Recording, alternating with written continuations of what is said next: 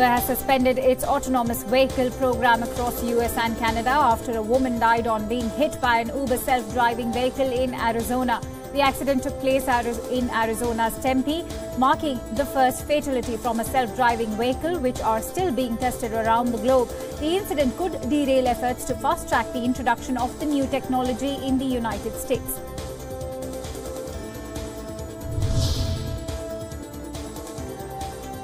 Palestinian President Mahmoud Abbas called the US ambassador to Israel a son of a dog because of his support for Israeli settlers in the occupied West Bank. The Palestinian leader accused Ambassador David Friedman of defending Israeli settlers in the West Bank by saying that they were building on their land. The slur has drawn rebukes from the diplomat and Israeli Prime Minister Benjamin Netanyahu.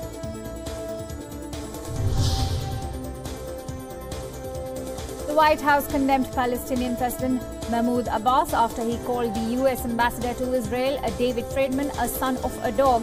In a terse response, top Trump aide stated that the time has come for President Abbas to choose between hateful rhetoric and concrete and practical efforts to improve the quality of life of his people and lead them to peace and prosperity. Palestinian President Mahmoud Abbas has blamed the Islamist Hamas group for a bomb attack on the convoy of Prime Minister Rami Hamdallah in Gaza, threatening to end reconciliation efforts with his bitter rivals. The rancor between Hamas and Abbas's Fatah faction has escalated since Hamdallah and Palestinian Security Chief Majid Faraj's convoy was attacked by a roadside bomb on March 13th. No one was injured in the attack. A UN Security Council meeting to discuss the human rights situation in Syria was blocked by Russia and other countries. France and 6 other members had called for the meeting, which was expected to include a briefing from Zaid Rad Al Hussein, the UN High Commissioner for Human Rights.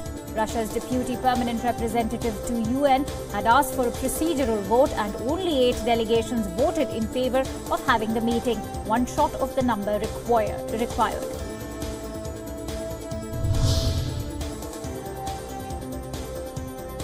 UN High Commissioner for Human Rights Al-Hussein slammed the Security Council after Russia blocked the meeting to discuss the human rights situation in Syria.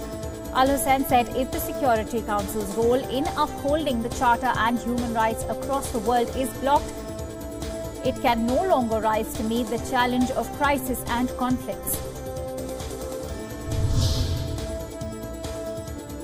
Facebook CEO Mark Zuckerberg faced calls from US and European lawmakers to explain how a consultancy that worked on President Donald Trump's election campaign gained improper access to data on 50 million Facebook users. Facebook's shares closed down nearly 7%, wiping nearly $40 billion off its market value as investors worried that new legislation could damage the company's advertising business.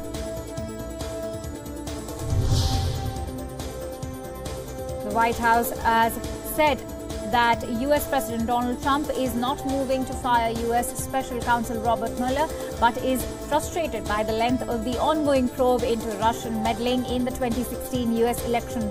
Spokesman Hogan Gidley told media that Trump's weekend tweets criticizing Mueller by name do not presage a firing.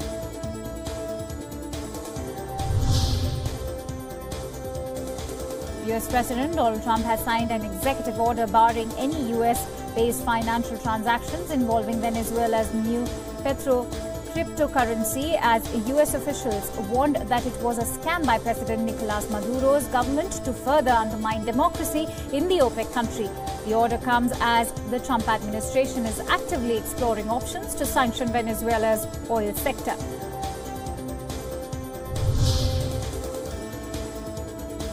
Brazil Finance Minister has said that countries concerned with the crisis in Venezuela will propose the International Monetary Fund to set up a pool of resources in order to assist the tens of thousands of Venezuelan refugees who have fled the country.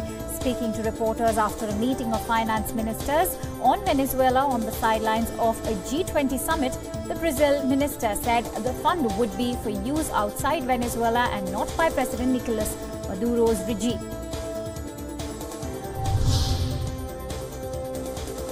Speaking on G20 sidelines, French Finance Minister Bruno Le Maire said he has told U.S. Treasury Secretary Stephen Mnuchin that Europe should be excluded from the tariffs President Donald Trump imposed on steel and aluminium, adding that they are not good. A compromise could be reached as soon as this week between the European Union and United States over the tariffs President Donald Trump imposed on steel and aluminium.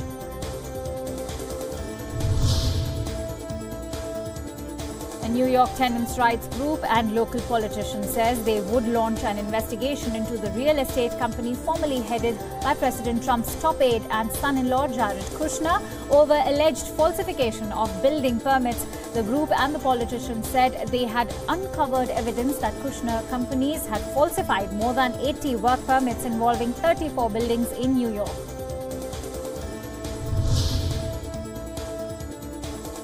Saudi Arabia called the 2015 nuclear deal between Iran and world powers a flawed agreement on the eve of a meeting between the Saudi Crown Prince and US President Donald Trump, who have both been highly critical of Iran. The statement comes from Saudi Arabia's foreign minister, who called out Iran for what Riyadh has long slammed as Tehran's destabilizing behavior in the region. Saudi Crown Prince bin Salman is all set to arrive at the United States today and will meet President Trump. Activists protesting Saudi Arabia's bombing in Yemen laid thousands of flowers in front of the U.S. Capitol on a Monday to symbolize Yemeni children killed or harmed in the bombings. The Yemen war's heavy toll on civilians has long been a sore point, with members of Congress triggering threats to block U.S. assistance to the Saudi-led coalition.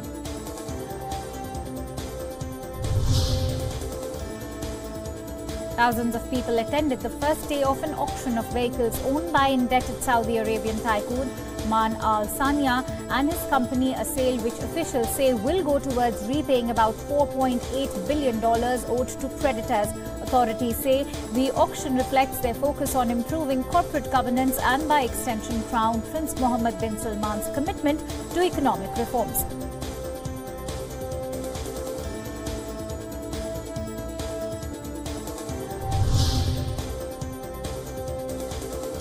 Thousands of civilians continue to flee their home as video released by the Syrian Civil Defense purported to show rescues being carried out in the aftermath of airstrikes in eastern Ghouta's Douma.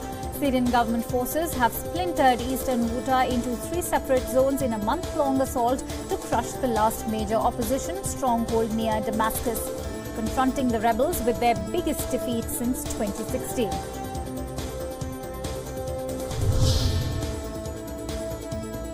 The Syrian army and allied forces claim they have recaptured 70% of the territory that had been under insurgent control in the enclave of eastern Ghouta. The military statement said troops had seized swaths of farmland, several villages and some towns.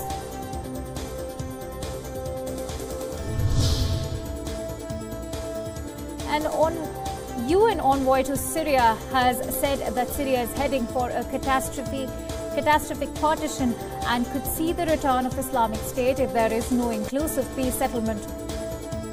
The Mispura said that Daesh will come back if the Sunni Muslims, who account for the majority of the population, will not be included in the political process.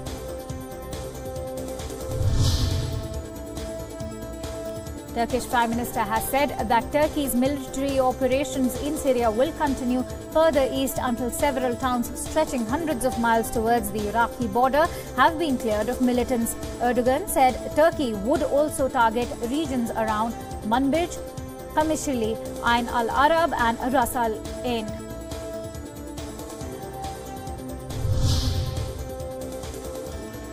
British Prime Minister Theresa May said that Russia was to blame for the poisoning of former Russian double agent Sergei Skripal, rejecting denials from Russian President Vladimir Putin.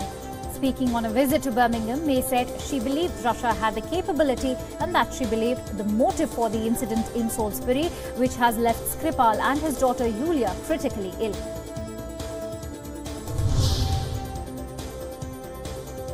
Independent observers monitoring web streams of Russia's presidential election polling stations have shared video links on social media alleging violations across the country.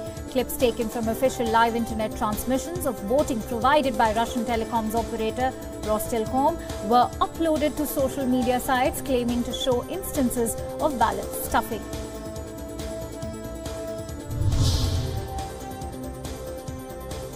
Hundreds of leftist opposition supporters rallied in Moscow to protest results of the March 18 presidential vote, which brought a landslide victory to incumbent President Vladimir Putin.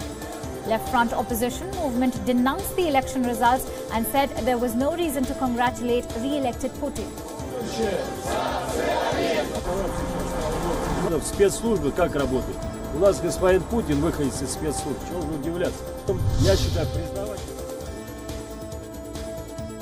Israeli prosecutors have charged a French consular driver with using a diplomatic car to elude border inspections and spirit guns from the Islamist-ruled Gaza Strip to the Israeli-occupied West Bank on behalf of a Palestinian smuggling ring. The indictment against the 23-year-old French citizen was served hours after a CAG order was lifted on his February 15th arrest by Israel's Shin Bet domestic security agency.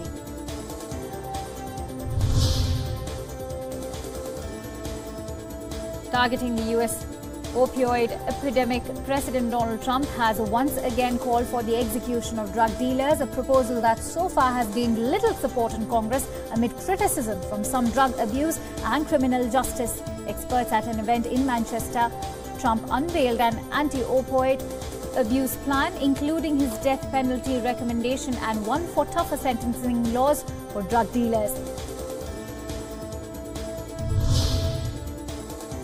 Sex and the City actress and liberal activist Cynthia Nixon has announced that she would run for governor of New York, challenging incumbent Andrew Cuomo for the Democratic nomination.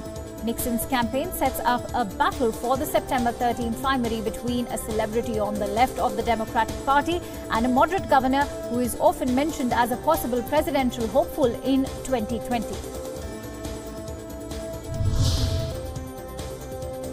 UN Humanitarian Affairs Chief said that humanitarian needs caused by conflict in the Democratic Republic of Congo have doubled over the last year, and a cash shortage is the largest single impediment for a proper response.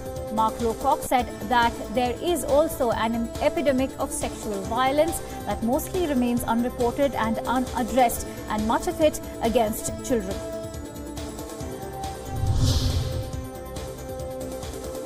Canada will send 6 helicopters and 250 support troops to join a United Nations peacekeeping mission in Mali this year, ending 2 years of deliberations that had upset allies. Canada plans to deploy 2 Chinook transport helicopters and 4 Griffin attack helicopters to provide armed escort and protection in the fight against Islamist militants in the violence-torn West African nation.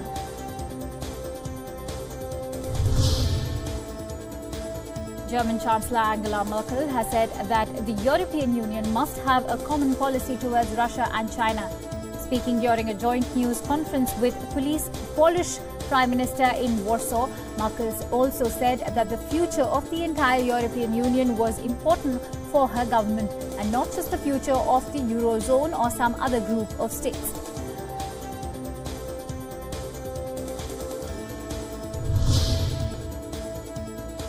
British Foreign Minister and Brexit campaigner Boris Johnson welcomed a new agreement between Britain and the European Union on the modalities of a transition period set to last nearly 2 years after Brexit.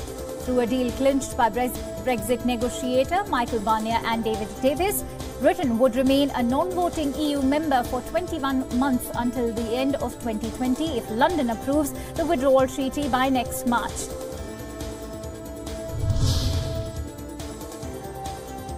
Texas police say 4 bomb blasts that took place this month around Austin have similarities, indicating it could be the work of a serial bomber. Sunday's bomb may have been activated by a tripwire, a more advanced design than the previous explosions that were set off when victims handled packages that were left on doorsteps. Those packages killed 2 earlier this month. Reports suggest Brazilian police have arrested the Bishop of Formosa, Jose Ribeiro on allegations that he, along with other Catholic clergymen, stole about $608,000 from church coffers. Along with Ribeiro, authorities have arrested 4 priests and a vicar general in connection to the case.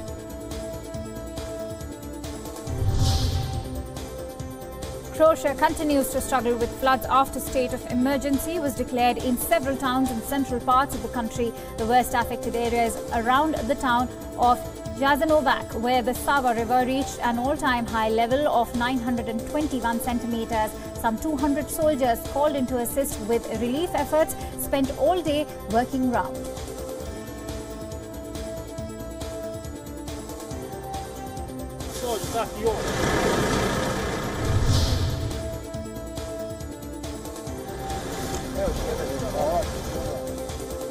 Coca growers from the Yungas area in Bolivia clashed with authorities in reaction to the government's decision to replace the senior leadership of their governing board while also taking over their building. The siege of the APEC coca grounds began 8 days ago and was headed by female coca growers.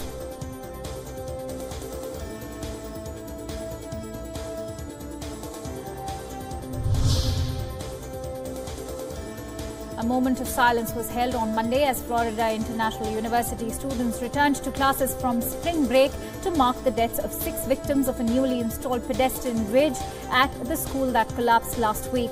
Since last week, federal investigators have been looking over the wreckage of the bridge that crushed vehicles stopped at a traffic light on the 8-lane road below when it fell on Thursday in a rain of metal, concrete and debris. French President Emmanuel Macron and his wife Brigitte Macron welcomed Luxembourg's Grand Duke Henry and Grand Duchess Maria Theresa during an official visit to France. The visit marks the first time in 40 years that a Luxembourg royal has come to France for an official state visit. The royals will stay in Paris for 3 days and Macron is set to meet with Luxembourg Prime Minister Javier Bettel on Tuesday.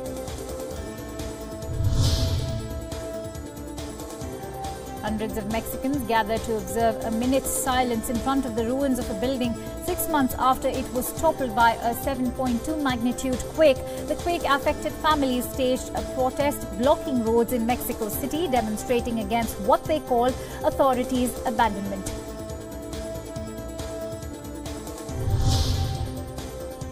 And it's over to news from India. Clashes occurred at Kalaburgi in southern Indian state of Karnataka after the Congress state government approved the recommendations given by a state-appointed committee for a separate religion tag to Lingayats. The state government has written to the central government seeking its nod for giving Lingayats a separate religion status. Congress chief Rahul Gandhi will embark on the third leg of his political campaign in coal-bound Karnataka on Tuesday, where he'll visit a temple, a church and a dargah. This is his third visit to the state after taking over as party chief. Karnataka Assembly elections 2018 are expected to be held in mid-May.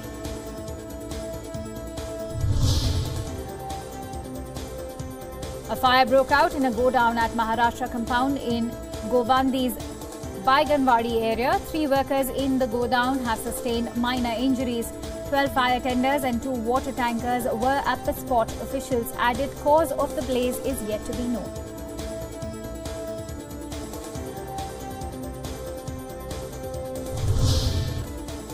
The first look of actor Salman Khan from the upcoming film Race 3 has been unveiled. The movie, which will be a thrilling drama, will be directed by Remo D'Souza. The film is scheduled to release on June 15th as an Eid release.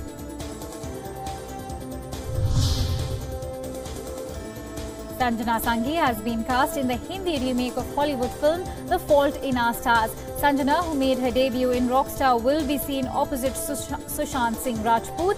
She is said to have been finalized for portraying Hazel Grace Lancaster, the role originally played by Shailene Woodley. Hollywood actress Angelina Jolie has said that she enjoys aging. The actress revealed that she sees her family when she looks at her mirror and that growing old makes her feel like a mother.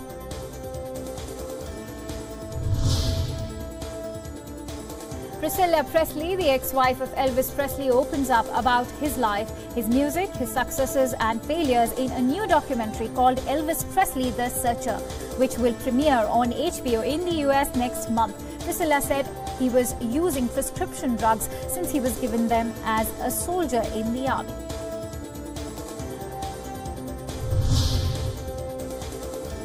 Steven Spielberg showed his support for the Time's Up movement as he was honoured at the Empire Film Awards in London. The veteran filmmaker, who was given the Empire Legend of Our Lifetime award, said it's been a rich and diverse year for film, gender and for race, and especially for speaking out. Thank you, Time's Up.